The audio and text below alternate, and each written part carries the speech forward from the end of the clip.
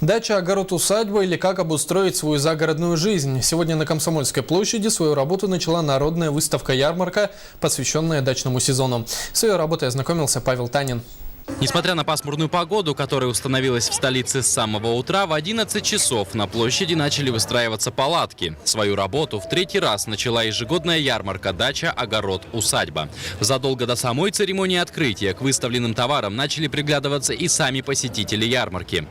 Посмотреть, что новые сорта, новый рассад, цветы какие, цены узнать.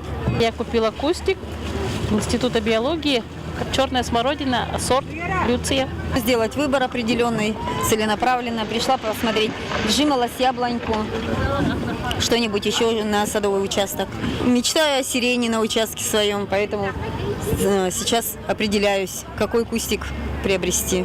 Количество участников ярмарки не ограничилось только теми, кто представляет огородные растения. Кроме самих саженцев и цветов, на выставке продемонстрированы также сами предметы непосредственно для строительства дачи или своей усадьбы. Так, например, вот этот быстровозводимый каркасный дом по системе ЛСТК.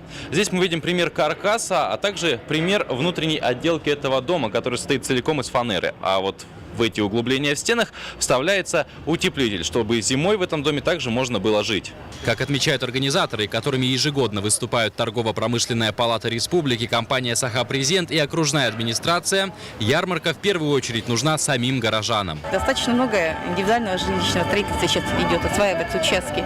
Как раз это для наших жителей это ярмарка, дача, огород, усадьба. В течение 3 дней в рамках ярмарки все желающие смогут послушать лекции от специалистов на темы ухода за растениями, организации животноводческой деятельности, да и просто получить рекомендации по организации собственного дачного участка.